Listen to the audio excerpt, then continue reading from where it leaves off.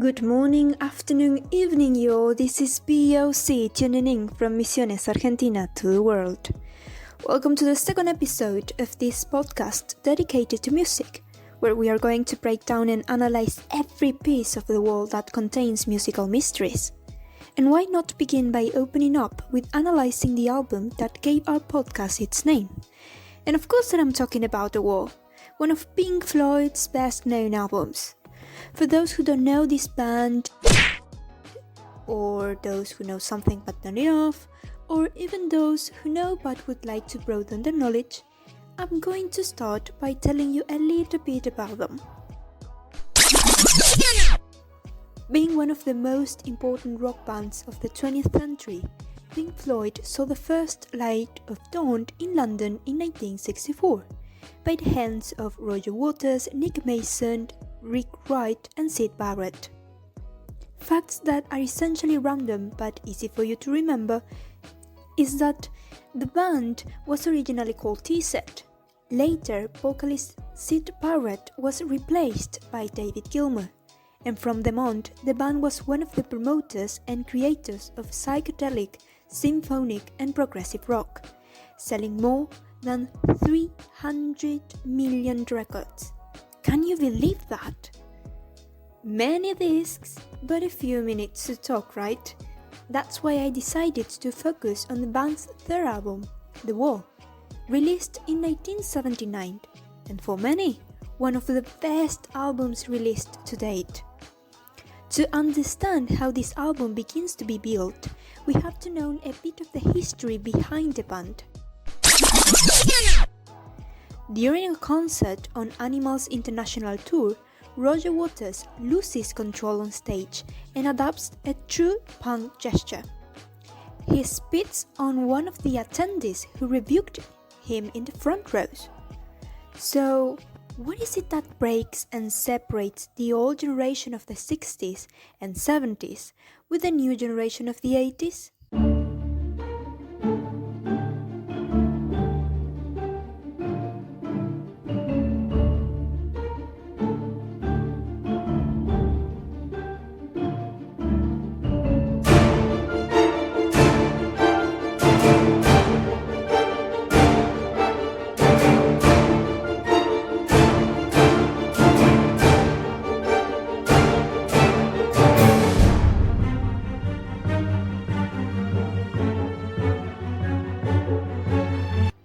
That simple act, without a doubt, is the same point of no return, the same anguish. Roger Waters found irremovable proof that he had hit rock bottom. His works had not protected him from the threat of the real world. His confrontation with the ghost of Barrett had not resulted in a solid solution. Neither the fame achieved by the group, nor the criticism, nor the sale figures of their previous vinyls had been able to stop this unstoppable advance of psychosis. He needed the ultimate symbol, the last barrier, to protect himself from the complete bankruptcy of his life.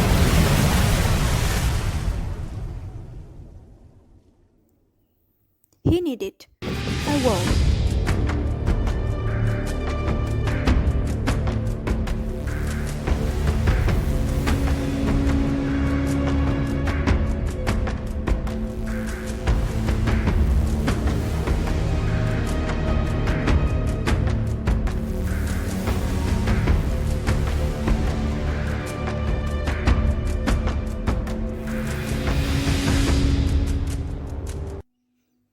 So what radically separates The Wall from Pink Floyd's previous works? One of the unconscious motors is specifically the opposition of two ghosts. The first of them, of course, is that of Barrett himself and the psychosis that he had been planning on the previous vinyls. The second is, in another perspective, the ghost of Roger Waters himself, conjured up perhaps in response to the first, or perhaps by his own urgency in response to the call of the disease. So why would Waters want to surround himself with a wall, hide from himself, and from there put music, voice and body to his own ghost?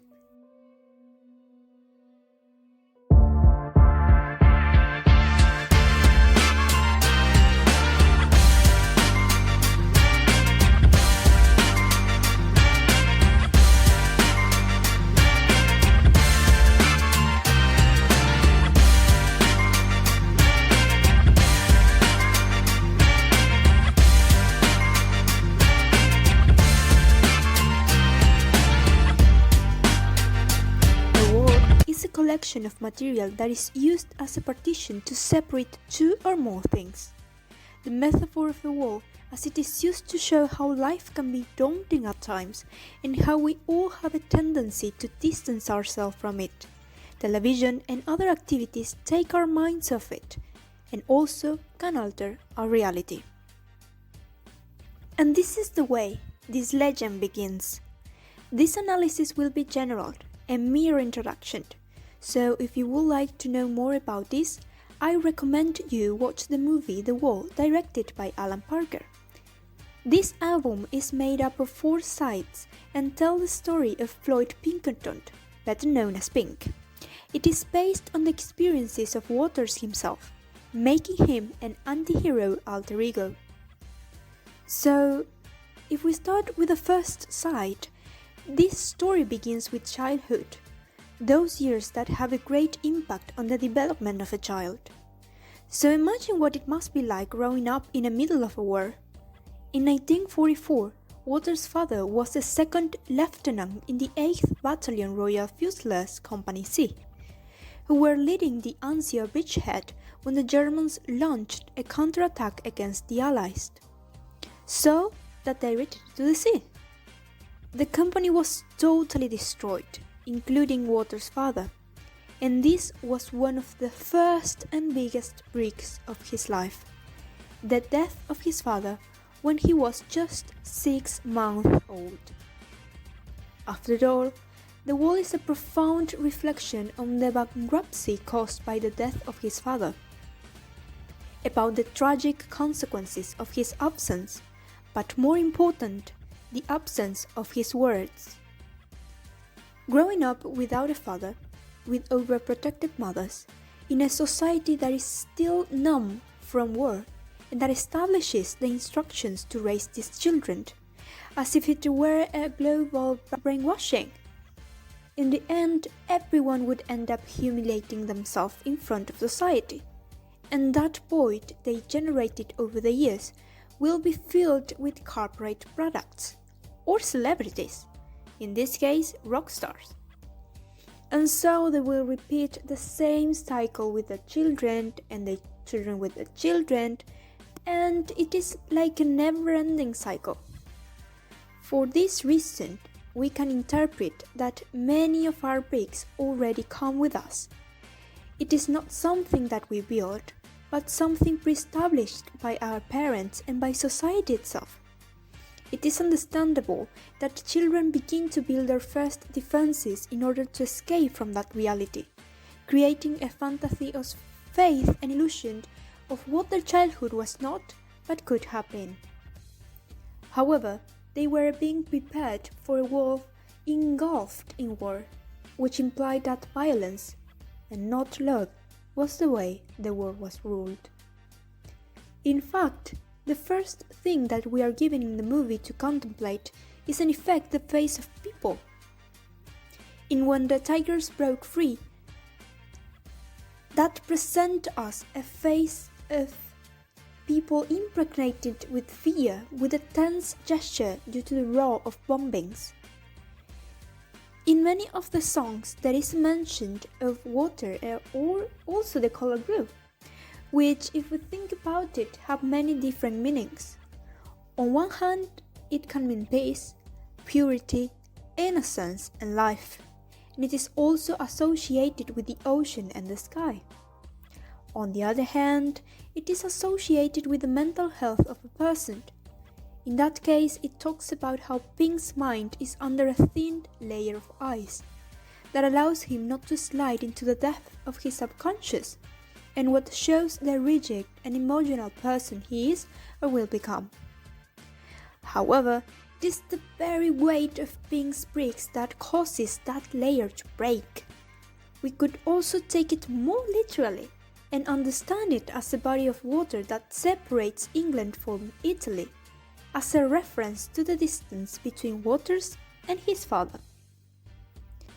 Rather, what we intend to point out is that the wall is constructed precisely as a desperate response to the very bankruptcy of classical society, finding ourselves now with the problem of the fulfillment of beauty and the vindication of the figure of the state. We cannot deny that the very idea of the father's death is crossed by a completely disturbing intuition. All the political and historical arguments that occurred in those years supported the intervention of the Allies in the Second World War. Wasn't the victory of the democratic forces in Europe the defining moment for our current history? The voice that builds this story can no longer be that of the fallen hero in the name of freedom and democracy, but rather that of that son who understands that his father's war heritage has been completely insufficient. Let's think, for example, of the lyrics of the first part of Another Brick in the Wall. That is flown across the ocean, leaving just a memory, a snapshot in the family album. Daddy, what else did you leave for me? The democratic dream of our protagonist sinks since he cannot be recognized in the structures or in the political voices that make it up.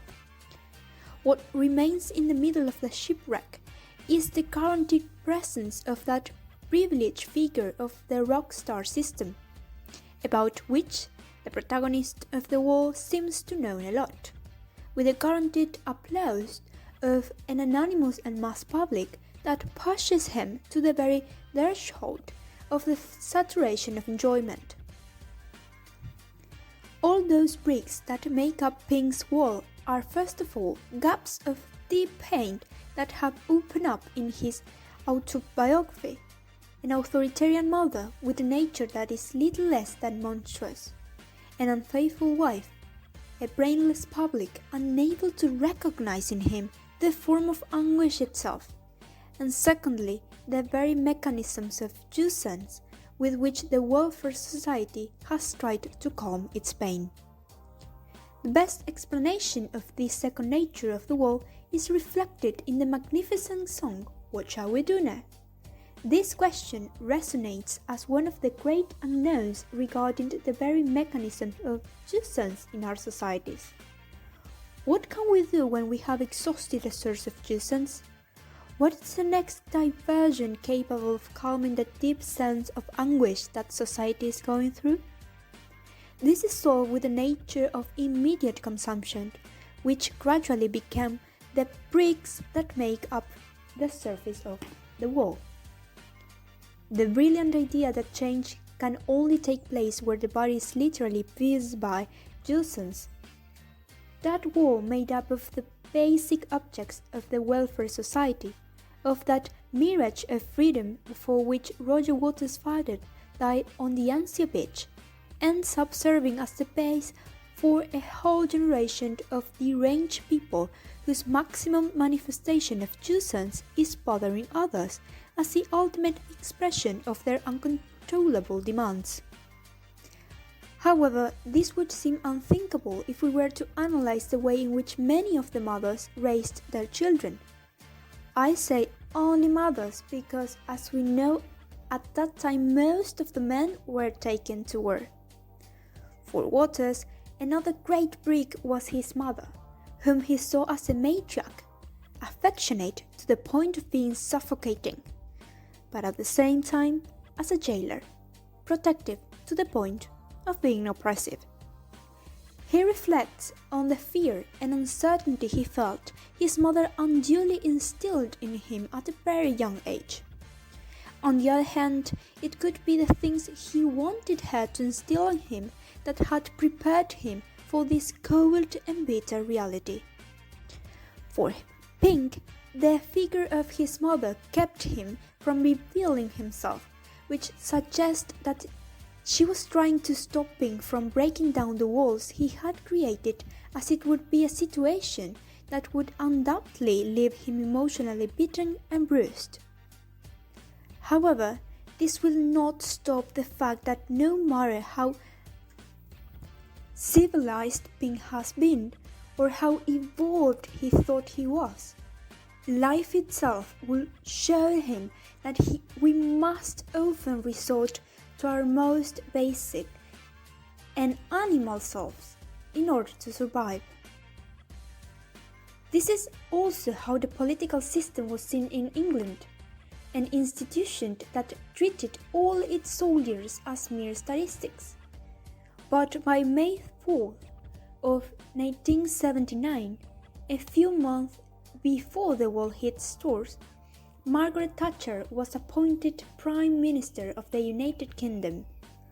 One of the consequences of her government was to do away with any small vestige of the post-war utopian dream. Postmodernity was a closed party, and we were all already invited.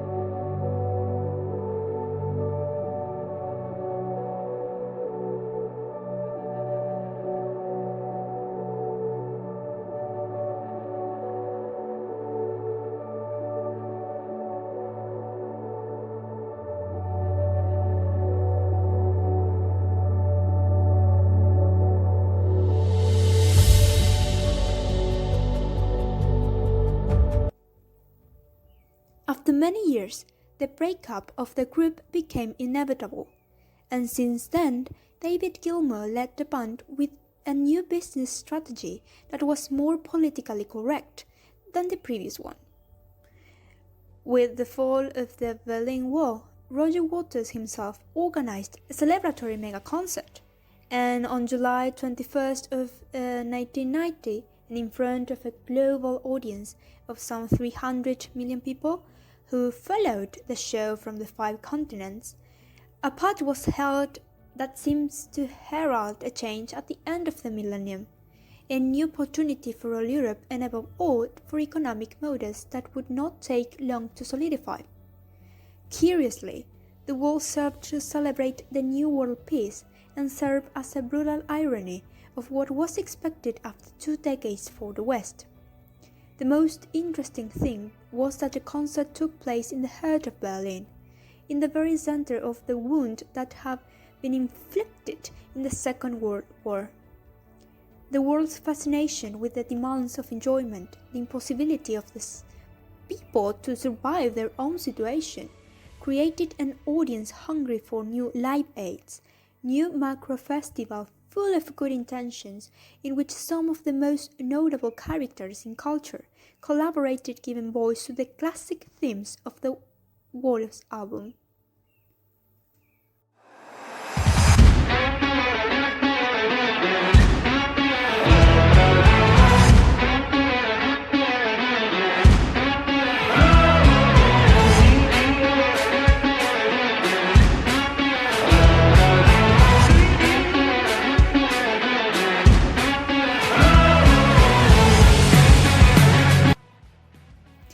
And this is how we come to the end of our first episode of Breaking the Wall.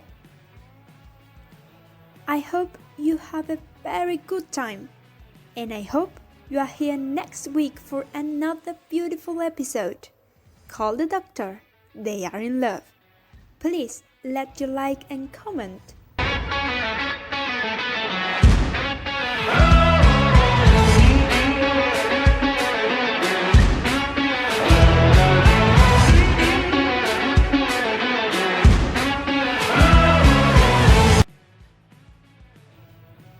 This was POC, my friends, in Breaking the Wall.